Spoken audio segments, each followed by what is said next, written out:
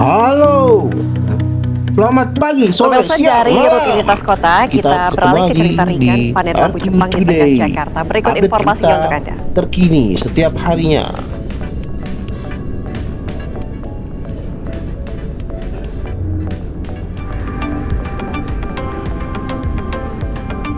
Disinilah labu Jepang berhasil ditumbuhkan. Panen perdana ini dilakukan di RP Trabunga Rampai, Malakajaya, Jakarta Timur. Labu Jepang atau kabocha dikenal dengan tekstur halus dan rasa manis. Tak hanya itu, sayur mayur lain juga turut dipanen. Total hasil panen mencapai 43 kg untuk labu Jepang dan 21 kg untuk labu madu. Hasil ini akan dimanfaatkan oleh pelaku usaha. Aneka sayuran juga yang kita panen hari ini seperti sangkong, terus cabai rawit dan kembang kol. Dan sebetulnya labu madu ini merupakan buah-buahan atau tanaman yang dapat menambah sumber protein untuk manusia.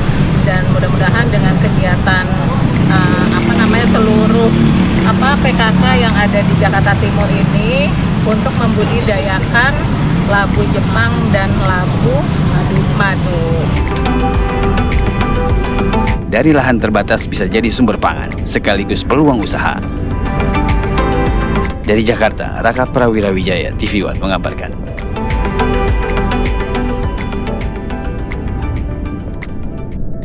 Ya, pemirsa, karena dokter magang meninggal dunia, Majelis Guru Besar desak audit independen soal beban hingga budaya kerja.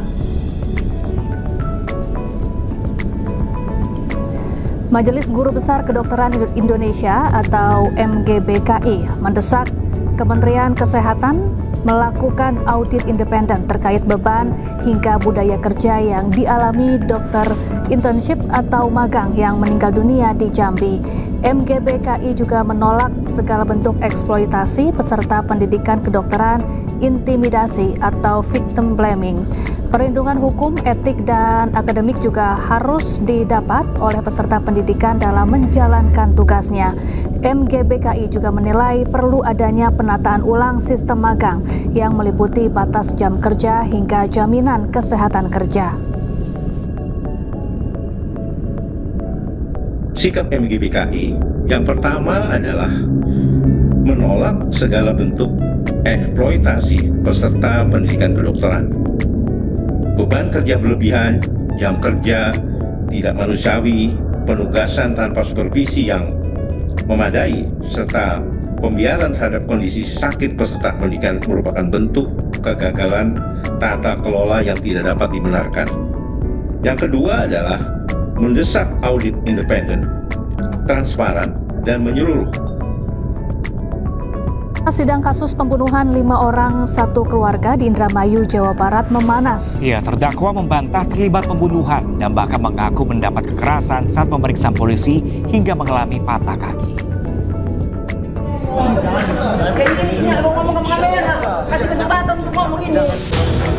Suasana ketegangan sempat mewarnai usai sidang kasus pembunuhan terhadap 5 orang korban dalam satu keluarga di Pengadilan Negeri Indramayu. Salah satu terdakwa, Ririn, tiba-tiba memberikan pengakuan terhadap sejumlah awak media bahwa dirinya tidak terlibat dalam kasus pembunuhan. Sempat terlibat ketegangan dengan kuasa hukum terdakwa Ririn dengan petugas.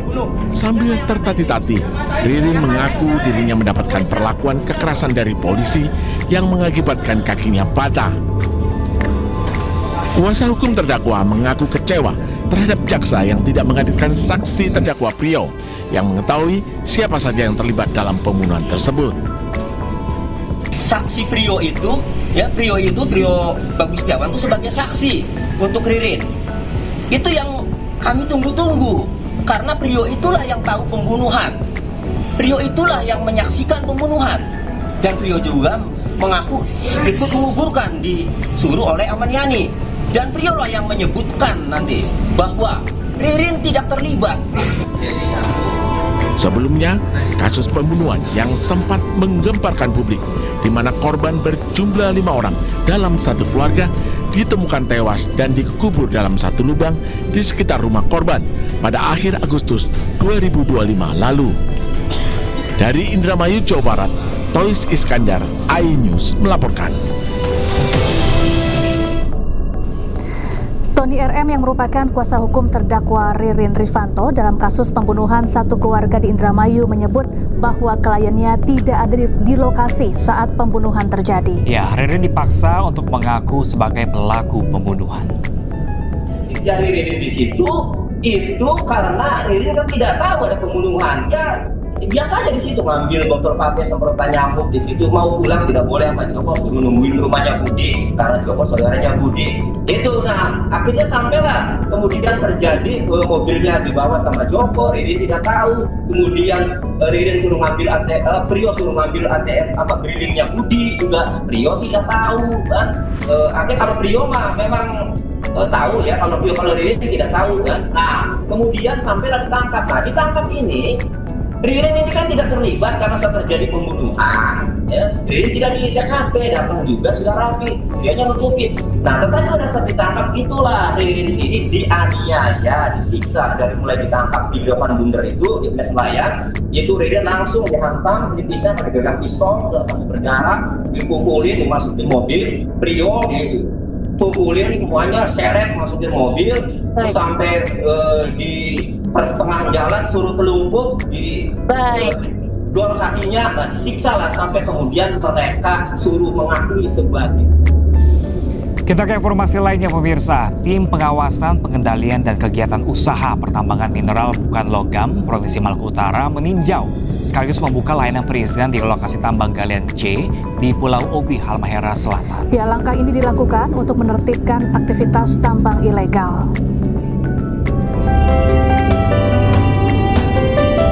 Tim Pengawasan Pengendalian dan Kegiatan Usaha Pertambangan Mineral bukan logam Provinsi Maluku Utara meninjau lokasi usaha tambang galian C milik pelaku usaha di Pulau Obi, Halmahera Selatan. Tim melakukan proses awal pra perizinan sehingga pengajuan izin dari para pelaku usaha bisa segera diproses sesuai ketentuan yang berlaku. Ini merupakan salah satu terobosan Gubernur Maluku Utara, Shirley Chowanda, dalam upaya menertibkan aktivitas pertambangan tanpa izin yang masih terjadi di wilayah tersebut, sekaligus memberikan kontribusi terhadap pendapatan daerah.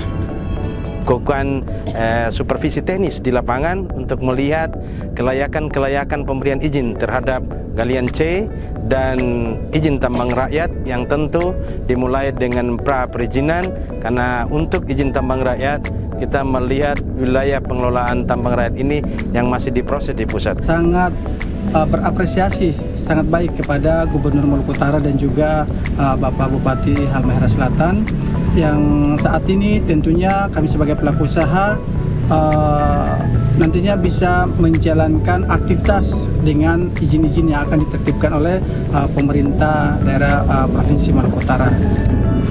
Hingga saat ini tim telah menerima ratusan permohonan izin untuk tambang galian C.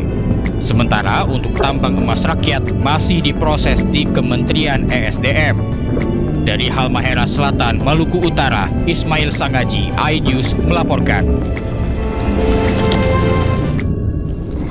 Pemirsa, viral seorang bocah perempuan yang dilaporkan hilang justru ceria dan beraksi menggemaskan saat diamankan polisi di Labuhan Batu, Sumatera Utara. Iya, korban akhirnya bertemu dengan kedua orang tuanya yang khawatir mencari-cari dirinya.